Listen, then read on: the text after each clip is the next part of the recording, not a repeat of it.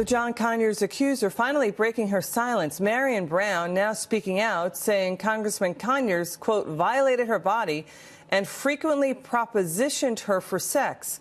Marion Brown says she was fired in 2014 after 11 years for refusing Conyers' advances. Marion Brown was a worker who got $27,000 in taxpayer money, initially agreed to keep quiet, but is speaking out now. John Conyers was reportedly hospitalized today in the Detroit area after Marion Brown spoke out. Joining me now, former Florida Congressman, retired Lieutenant Colonel Allen West. Good to see you, Colonel. Good to be with you, Liz. Do you think Congressman Conyers should resign?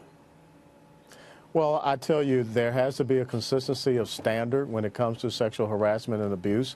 When we hear people saying that Judge Roy Moore should drop out of a race, or when we see how swiftly people like at NBC or CBS are acting to fire individuals, I think that Congress needs to understand that they cannot have this elite club where they are protecting people. We need to know, very frankly, all of the folks that have been participating in this taxpayer-funded slush fund, and I think that John Conyers does need to step down because he is a distraction, and we need to allow this process to continue on.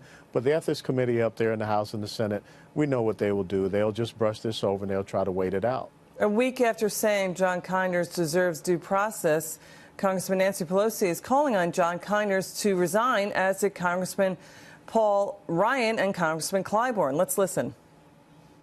Did just call for Conyers to resign. I said he should resign. But yesterday, Democrat Congresswoman Kathleen Rice said Pelosi's original response to these accusations set women back decades. That's what Kathleen Rice said. So was Nancy Pelosi's defense of John Conyers an example of how victims are not so readily believed?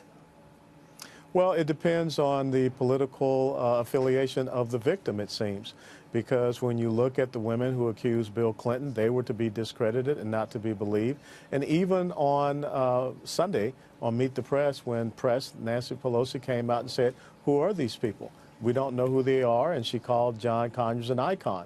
But when you had the backlash, the severe backlash that she received, Monday and Tuesday, then she has corrected her statement. So I don't want to see sexual harassment, sexual abuse politicized, but there's a little bit of a fragrance of that happening in Washington, D.C. Bill Clinton accuser Juanita Broaddrick says the former president raped her and should have his pension taken away, and is now asking why Bill Clinton did not come under the same scrutiny as all of the people today who are being accused of sexual harassment and assault. What are your thoughts there?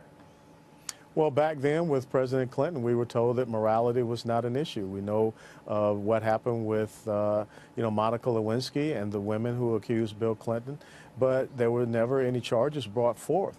So the thing is, if we are going to continue to go down that road of trying to dismiss moral behavior with our elected officials, we've got to have a correction.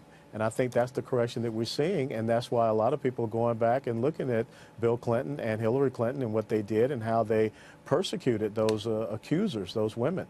And so I think that you're seeing a different sense now where it's not just about the economy, but it really is about a moral standard that we are expecting of our elected officials. Colonel Allen West, thank you so much, sir. Thanks for coming on.